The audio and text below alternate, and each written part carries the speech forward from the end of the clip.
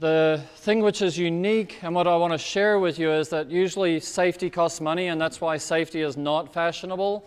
And I want to show you that safety in our area, right, in the water-fed window cleaning side of the business, and you can apply it to pressure washing or other manual functions, even T-bars and squeegee use, right, that you can actually make safety profitable, right, and it's called efficiency. So I'm passionate about efficiency.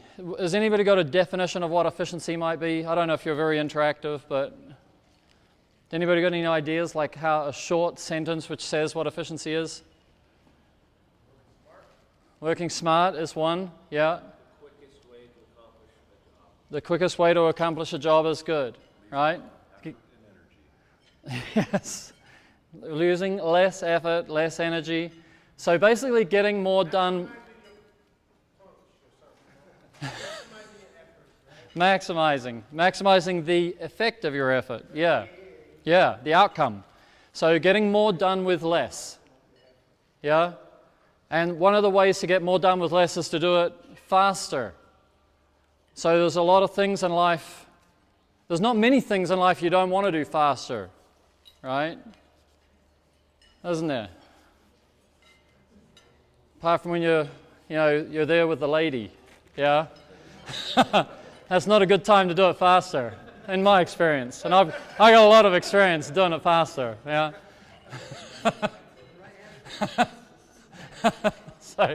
So you want to, other than that, getting from A to B, getting anything done, route management, customer factors type things like your CRM systems, like everything you're looking at, like give me a faster way.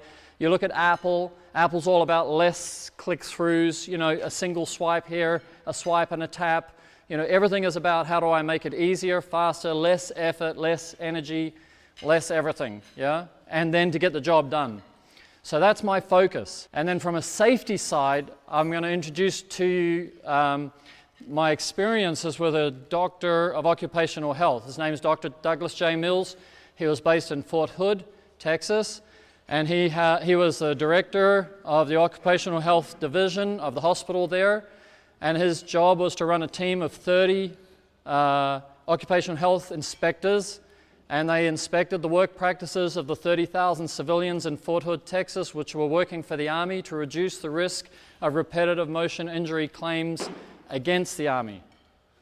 So that's a pretty credible guy to be giving us all of our advice, all of our safety knowledge that we have on water-fed window cleaning.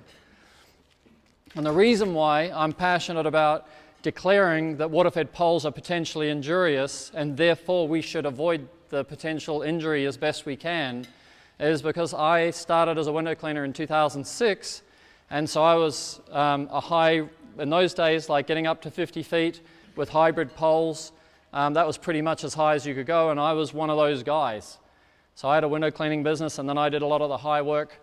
And so I ended up after, I was in my 40s or whatever, so after 3 years, like I've got a rotator cuff injury, I've got a lower back, like pain like that. And it's all because of bad posture, bad technique, and things like that, which we had no idea about. So when I went into manufacturing, I've always been nervous about the risks that we create, by transferring guys, into water-fed.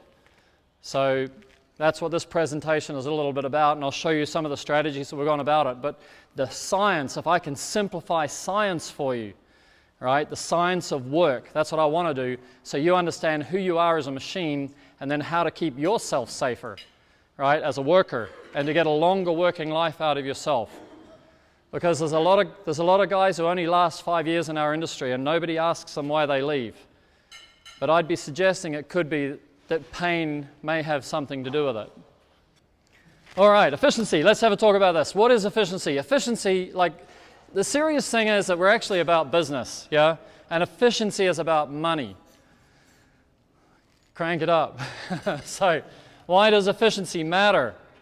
And how does it apply, right? What is it about efficiency? And I'm starting with efficiency because I want you to get it that safety is a byproduct of efficiency in a lot of cases. Yeah? So I'm going to come back in on safety at the end rather than the beginning. And this is the definition, earning the same in less time. That's one definition, right? Earning more in the same time. So if you can add more work, like upsells, if you're doing residential or whatever, if you can add upsells and finish them in the same time that it would have taken you another way, then that's good. So efficiency is really about a higher charge rate from a corporate. If I'm a boss, I want a higher charge rate, right? But if I'm a worker, then that hourly rate that we pay the worker ultimately ends up as a self-worth rate.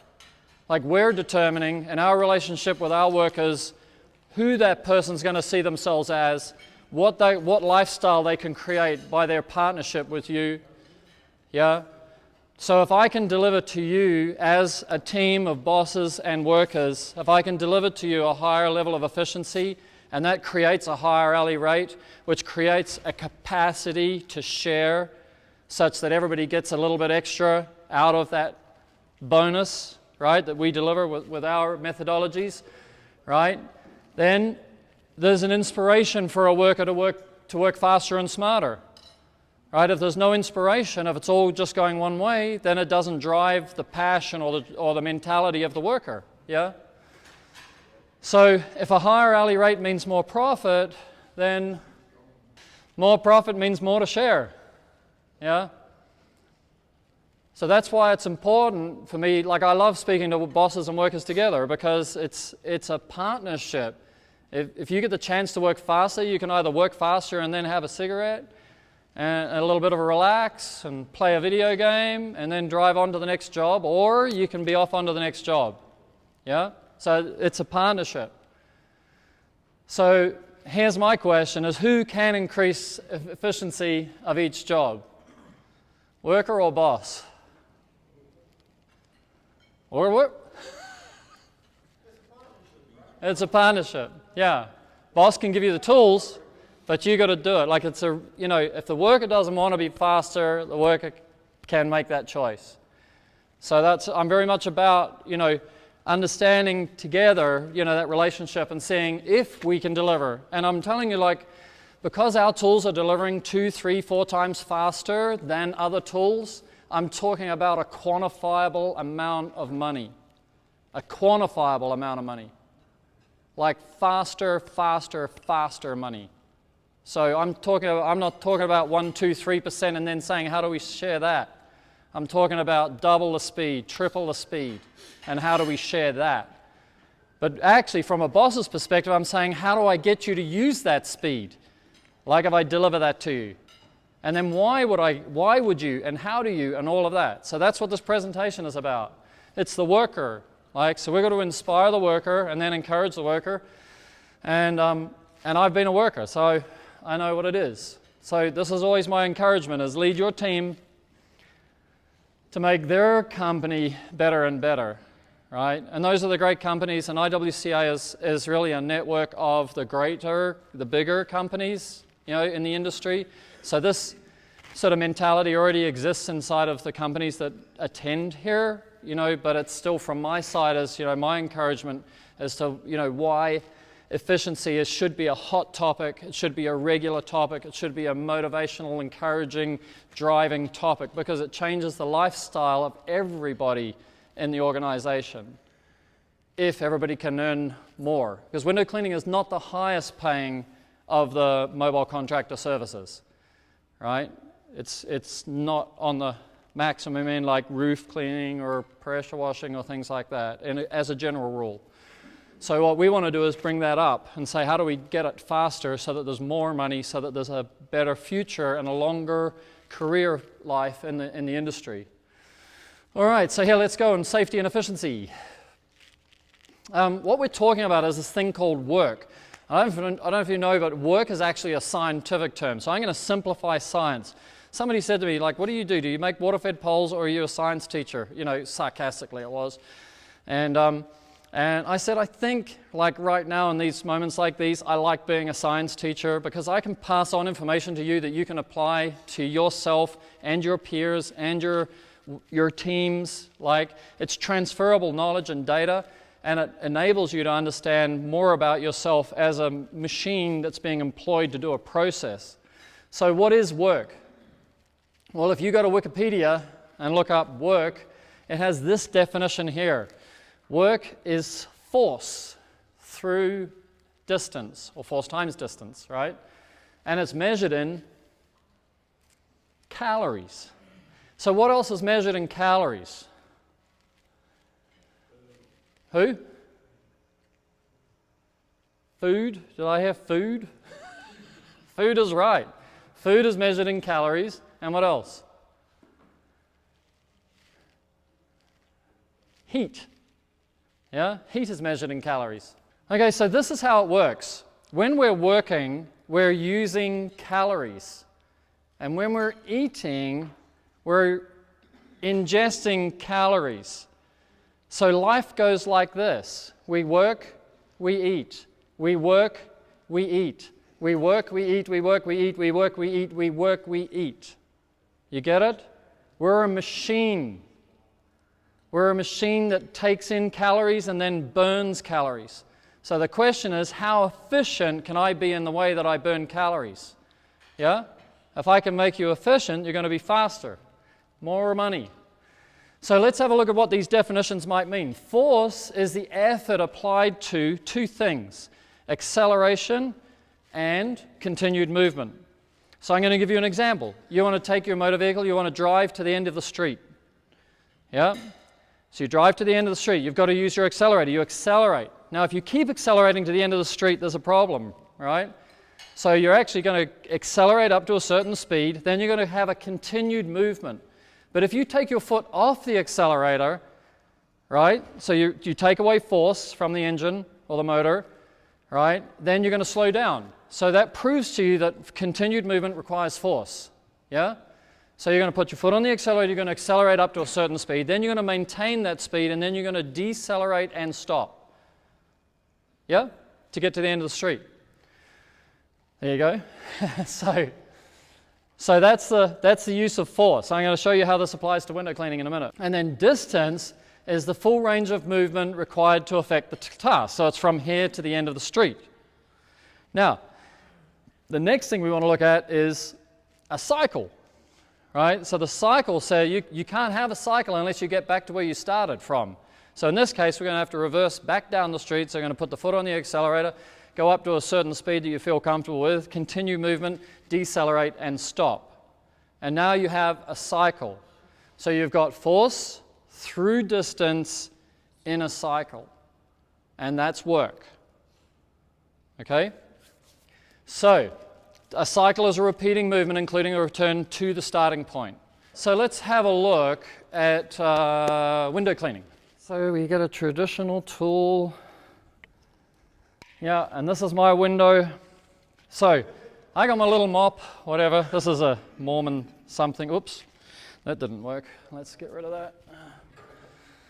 Okay, but the idea is this, right? So if you're thinking about cleaning a window normally, then you're going to wet up the window, yeah? Cycle, cycle, cycle. Cycle, cycle. You got it? Now the window's wet up, and then you get your blade, right? You're going to go across there, and then back to there. Cycle. Across there, and back to there. Cycle. And then cycle, cycle, cycle. You got it? Work. Force through distance in cycles. So then we get our water fed, yeah? So I got my water fed pole. So I'm going to go, I don't know if you do it this way, some guys do it that way. They go across like that, and across like that. Cycle. Yeah? Then they go, okay, I'm going to agitate. Cycle, cycle, cycle, cycle, cycle. Then they're going to rinse.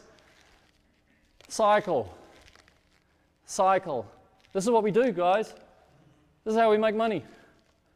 Just turn little cycles like this, over and over and over and over again. How many times do you reckon, how many cycles do you reckon you do in a year? Give me a guess. How many? Yeah, tell me. How many? What'd you guess? 100 million. Oh, not quite that much. I like the way you think, bud. Yeah, pay that guy more if he can do it. He's a machine. All right, let's go through it. So I want to be conservative, yeah? So let's say that we had a 2-second cycle. Is that fair? Like all the window cleaning work, whether it's with a T-bar, with a squeegee, with a water-fed pole in agitation or a water-fed pole in rinse. 2 seconds is a long time, right?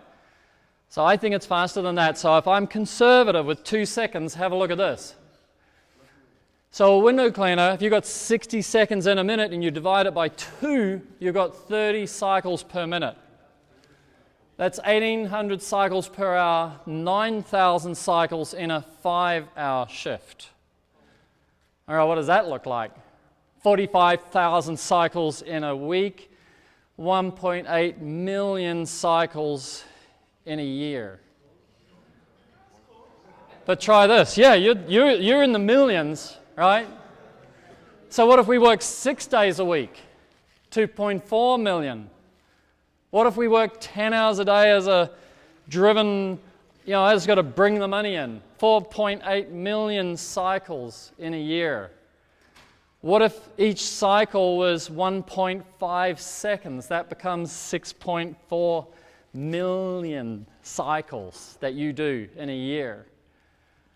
And then you start to understand this thing. Should we not focus on the best technique to reduce the risk of repetitive motion injury? You get it? Repetitive motion injury is where you run your body in usually a limited cycle, like this full range, like a golf swing, right? Is a full range action.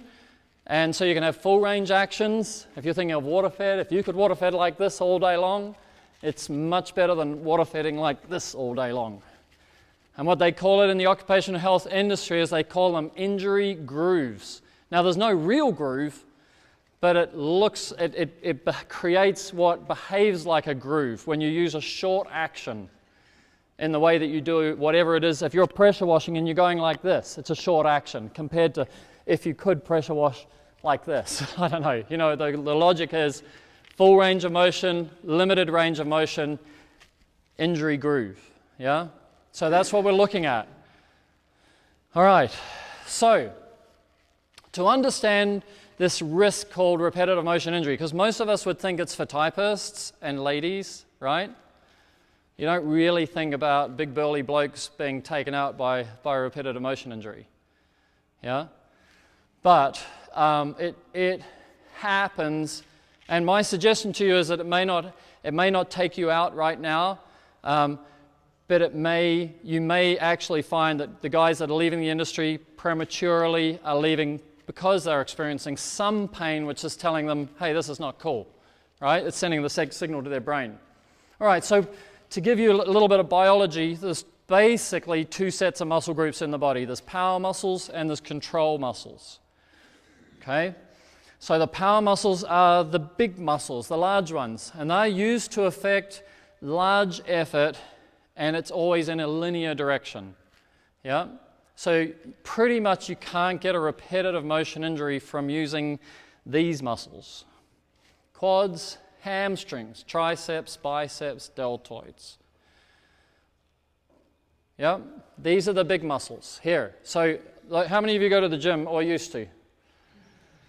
All right, so you all know, that means nearly all of you, that if you're going to train a muscle, like a power muscle, like a bicep, then you isolate the bicep, yeah? And then you work it in its linear, it's designed linear direction, yeah? Make sense? So that's how you'll train a bicep there. Okay, so let's have a look at the control muscles. So these are the small muscles which are used to control direction effort, used in all non-linear movement. And these are the ones that can get the repetitive motion injury. So the ones that we think of right now are rotator cuff. So there's a muscle under here that's job is to move your arm all around like that. Yeah? So it's 5 points of muscles that are grabbing your shoulder like that, and each muscle can fire and do its own job. Yeah? Carpal tunnel. Has anybody had carpal tunnel? No? Okay, so that's in there. Working on it. You don't want to get it. Takes you out of your industry. Decavanes is this one here, that action there. Right? When that gets inflamed, that's called decavanes. Any of you get tension headaches? How many of you use water-fed poles, by the way, already? Yep. Has anybody got tension headaches? I don't know. I didn't get them, but they're basically, because the guys are doing a lot of looking up, and so the traps are tight, and then the guys get headaches up in here, which is just basically pain being referred up in there. So you see a lot of guys get tension headaches and sore necks, like we get sore necks, right? So anybody who's been doing it for 3 or 4 years knows that that is no longer a natural, pleasant action. So here's the thing, that if you wanted to use your bicep, you want to use it in a linear direction, but if I wanted to move my arm from there to there to there, and then I wanted to pull that muscle, then in order to get it into that place, I've used my rotator cuff. Yeah? So the same as the hand, if you look at this, basically you've got a set of muscles going, and then they come through in under here. The carpal tunnel, there's a set of channels in there which have got little sheaths, and there's little, whatever you call them, tendons or whatever, running in the middle. And then there's a set of muscles in the hand, and so if I want to pull my hand up like that, that's this muscle and those muscles going through here and enabling that. And if there was no carpal tunnel, then if I had my hand like that, the muscle would be in a straight line between there and there. Yeah, that would pull up my flipper, let's say. Yeah. So what makes you have a hand that operates separately as a hand is the carpal tunnel. The problem with carpal tunnel is if those sheaths get inflamed from repetitive motion, right, and then they get inflamed, then basically the pulling of those tendons keeps inflaming it, and then it takes you out of your business. Yeah, you can't work with carpal tunnel without an injection. Yeah.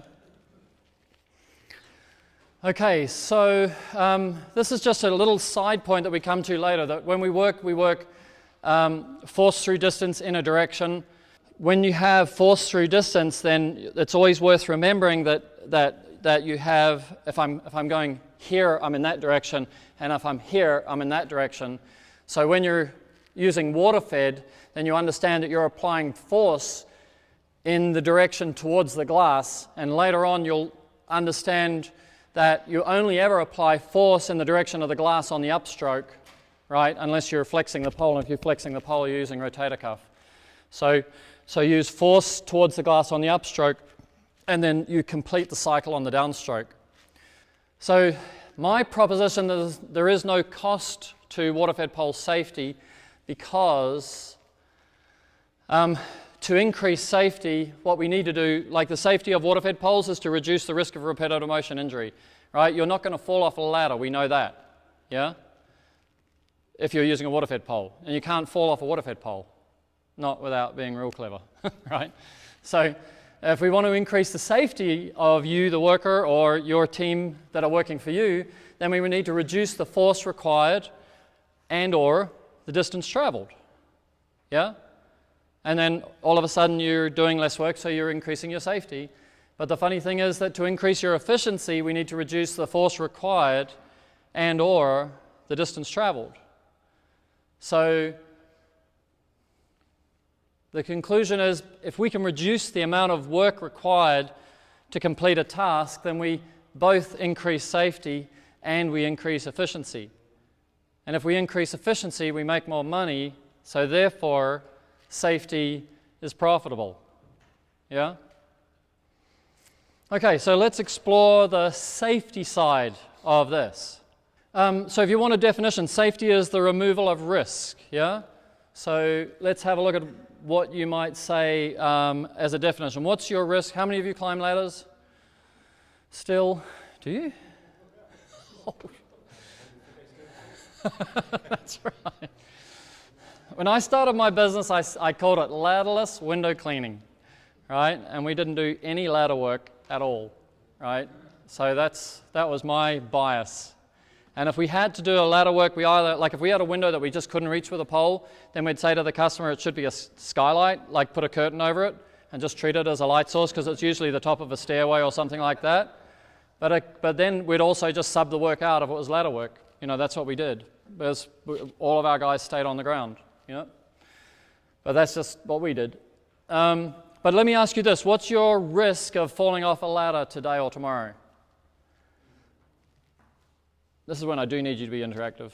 I don't have a risk, so I'm not getting on one. He's not getting on one. Okay, that's 0 risk. That was the same as mine. But you guys who climb ladders, what's your risk of falling off a ladder? After our training today, very low. Yeah! Good. Nice. All done.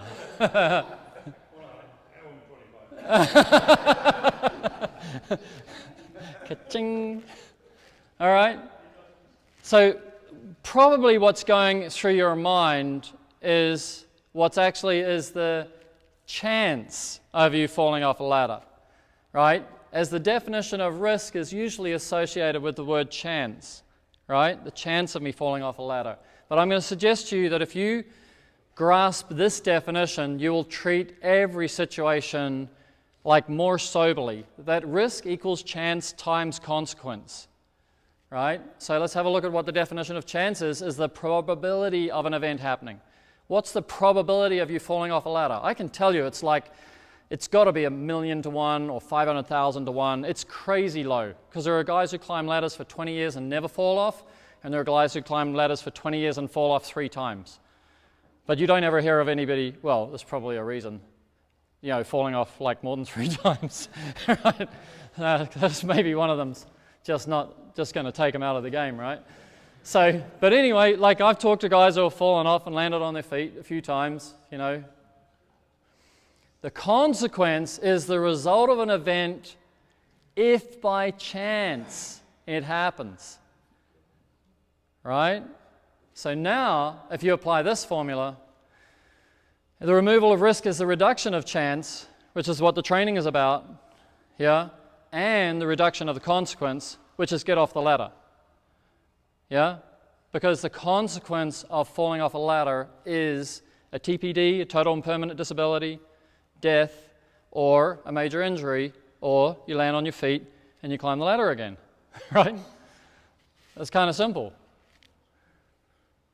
So when we look at what happened with ladders and water-fed poles, bless you. When you look at what happened with ladders and water-fed poles, then ladders have this consequence called death, right, which is like the most serious consequence of all, especially for a worker, right, or probably for anybody if they're working or not, right? And then because we switched to water-fed poles, what happened is we reduced the risk, the consequence, right? So now the consequence, well, if we look on, right, I'll show you this.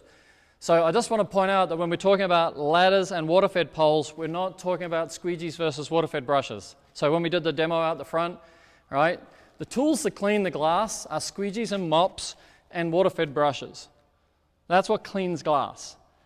The water-fed pole is juxtaposed against the ladder. The water-fed pole replaces the ladder, not your squeegee. Yeah? So we're talking about tools to get your tool, ways of getting your tool to the glass. One, you climb up and put your tool on the glass, and the other one, you put your tool on something and you push it up and you put it on the glass. Yeah?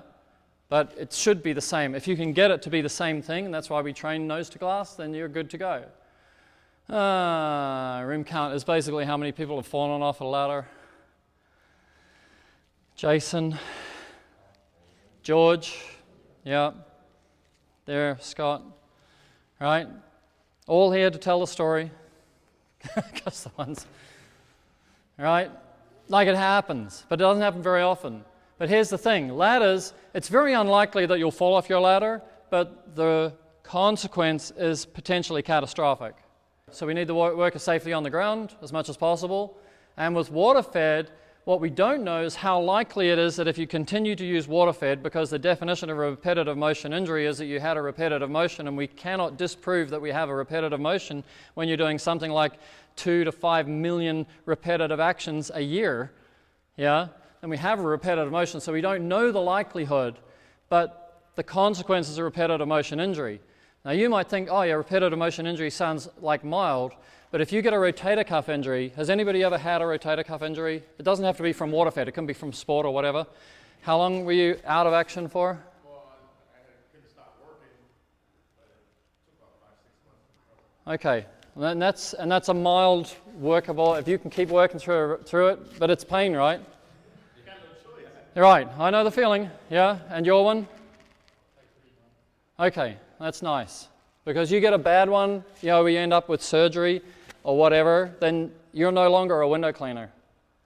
That's the end of, like 100%, you are no longer a window cleaner. It's finished your career. It's no different than falling off a ladder, right? And breaking a leg or injuring yourself and then saying I can get back up again in 6 months or whatever, or I can't get back up again or whatever, then it's the same level of disability, yeah? Same with carpal tunnel. If you know anybody who's had carpal tunnel, it's excruciating. You cannot keep working if you get a bad one. You've had that? Both hands. Both hands. Operational? Yes. That's the only way out of it, right? 2 operations on 1 hand. Wow. Excruciating, am I right? You got it? Like that's what we're playing with. You see guys who want to rinse with, they want to go to 5 stories with a pole and they've got pencil jets and they want to wet the glass because they don't want to take the pole off the glass, and then they want to turn a 5-story pole like this and squirt the water across the glass. Like overloading this here, that action there is carpal tunnel in there, yeah? Twisting the pole like that with a load. Okay, so water-fed poles are safer than ladders because the reduction of catastrophic like events. Well, first we better understand what is a water-fed pole. Yep, it's called a bimanual linear overhead tool. Okay, bimanual linear overhead tool. Okay, let's go. How does this affect our worker? Well, if we look at quickly at each body part, the neck, we have neck injuries, and then to solve the neck injury, okay, so what's wrong with water-fed is that you're always looking up here, and the higher you go, the more you got to look up, or the further back you go, and the less efficient your pole becomes because you're flexing the pole by coming back.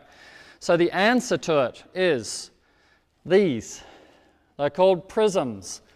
Right? Originally from the rock climbing industry, you put them on here, you look this way and you see up, right? So I can see my fingers there. Yeah? Like that, PRISM glasses. And now if you are cleaning, like I'm looking at, like actually I'm looking, if I look here, I'm looking straight at that corner. So I can be cleaning all day long like this and never ever compact the neck. Old guys wear them because old guys have pain.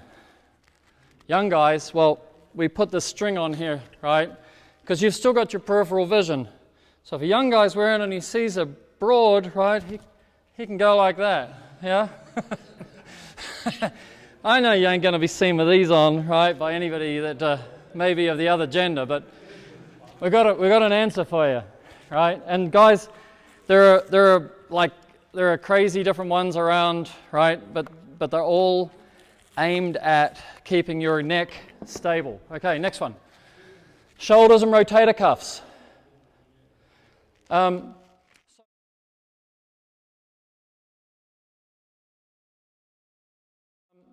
So if you look at a boxer boxes like this, he doesn't box like that. What happens as soon as you pull your elbows together, you'll just feel, if you don't know what a rotator cuff feels like when it's being pulled, right, you just put your elbows together, right? You can do it now if you want, but that's your rotator cuffs pulling together, and it's natural for the body to have your arms apart, whatever sport it is, always the arms are apart. So what we did is we created, and this is all with Dr. Douglas J. Mills, we created a handle on the side, which means that I can displace. It's only good for commercial, by the way, like, you know, little residential jobs, it doesn't make any sense. But if you're doing a lot of work, right, then you can keep this hand, if I show you this way, you can see that just that 3 or 4 inch displacement is so much different than being on the center line, right? And secondarily, that if you do need to push down, like you got bird crap or something, you need to push down on the pole, you push like that, you're using rotator cuff. If you pull this up like that and you push like that, you're using tricep. Tricep is a power muscle, rotator cuff is a control muscle. So they're answers, yeah? Okay, next one. Elbow and wrist and, okay, solution.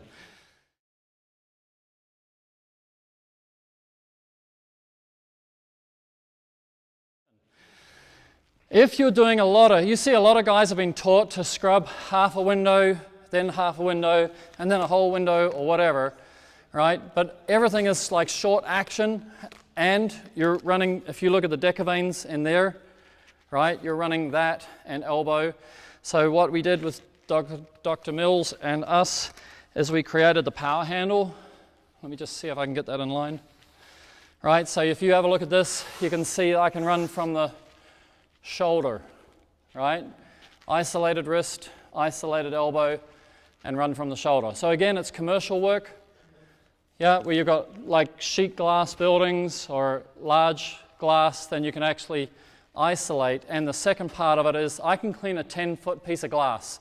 Like I'm 6'6", but in a single swing, right, like that, I can run a full range of motion effortlessly, right, and clean loads and loads of glass by using this, yeah?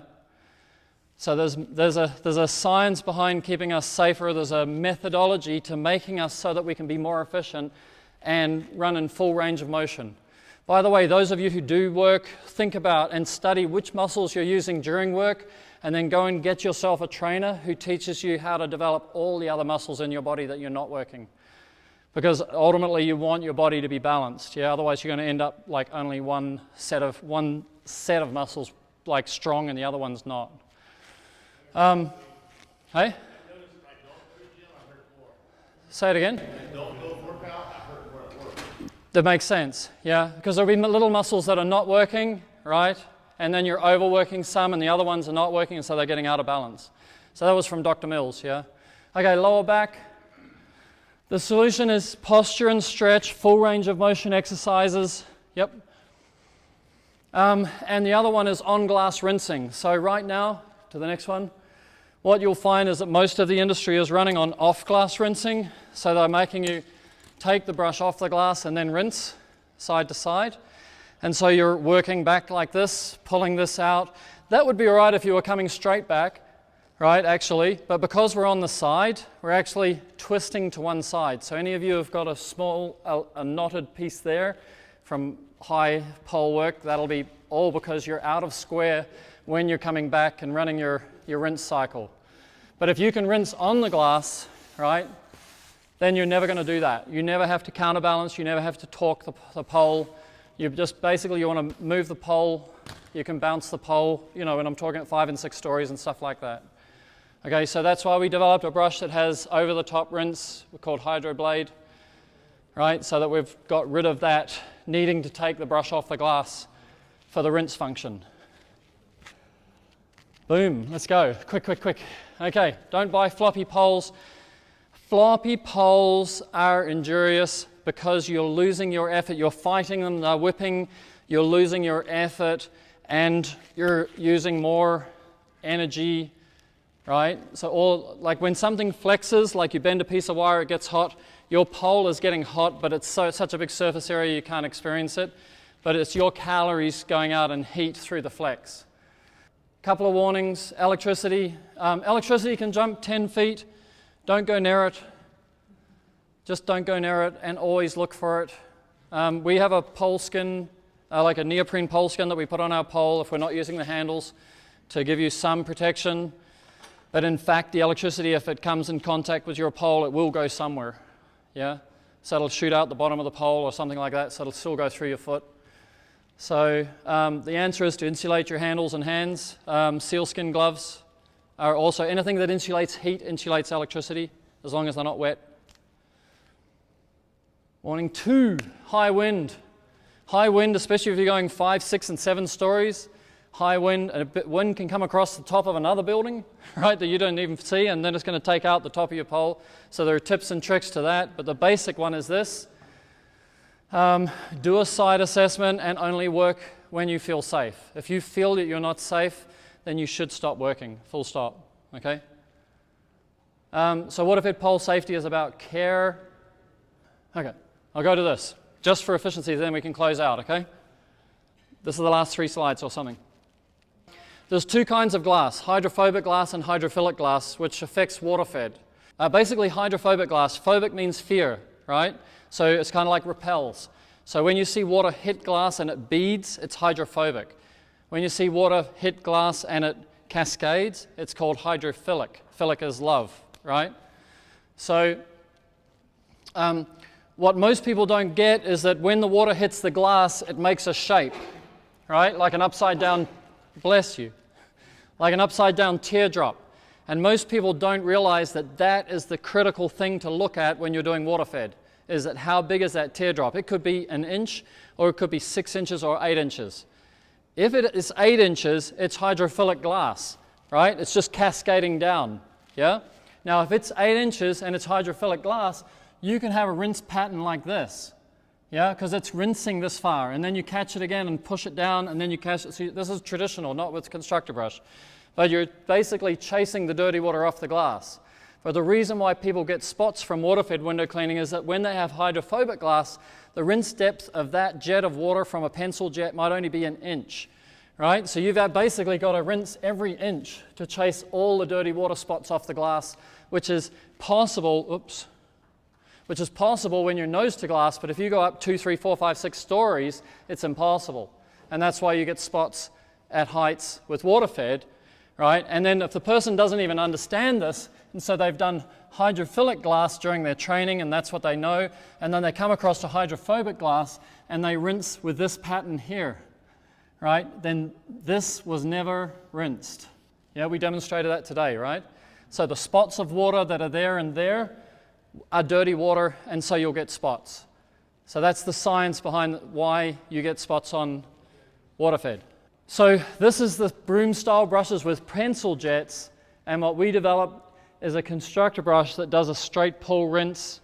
So it has water over the top of the brush, so the last thing on the glass is the pure water, and basically you can pull the brush down. It works a water squeegee. All the jets join across the top. We have like 40 jets in some of our brushes. They all join together and they create a water squeegee and leave pure water on the glass. What's amazing is that the bottom of the brush pulls the dirty water off the glass, so it does a squeegee job, and the top of the brush leaves the pure water on the glass, which means that you have 0 risk of spots. And you've left the brush on the glass, so you haven't had to counterbalance and work your body that way. So the only other thing I want to share with you, that part of safety is efficiency, and efficiency is safety, is how to do more and less, is as a worker is to choose the right tool. And one of the simple tools that you can choose is the difference in width of a brush. So this little animation shows a 12-inch brush on a 36-inch piece of glass, right? So you have 1 action, 2 action, 3 actions, and then 4 actions. So with a 12-inch brush on a 36-inch piece of glass, there's 4 sets of actions, cycles, yeah? Whichever way you do it, but they're basically 4 times you've got to go across in order to get coverage. So let's have a look what happens if you have a 20-inch brush. You have an overlap in the middle, yeah? And don't worry about the technique, but basically the logic is that you've got 1 set of actions, overlap in the middle, 2nd set of actions. So 4 to 2 is twice as fast, right? So not only can we combine agitation and rinse, but if we can give you a choice of brushes on super rigid poles, because you need a rigid pole to have a bigger brush, right? Then, let's jump to the last one. This is the last slide. So if you compare these two now, if they both say start now, theoretically this one's finished. And that's the efficiency of just choosing a wider brush. If you can match, if you've got a big business park, you're doing commercial window cleaning with water fed, and you can match the brush to over half the width of the glass, then you can teach your worker, follow the left frame, follow the right frame, get off. Yeah? So that's the efficiency. That efficiency translates into safety because you're going to do less actions. Especially if you've got, you try and teach them top to bottom action, don't do little scrubby actions, then you're not building the injury grooves. Go to the gym and all of that. And then we have a thank you, all right? So, thank you very much. I hope it helps you. I hope you can apply it to all of your window cleaning, whatever tools you have. and then increase the dialogue of efficiency and money, self-worth, profit. Yeah? Okay.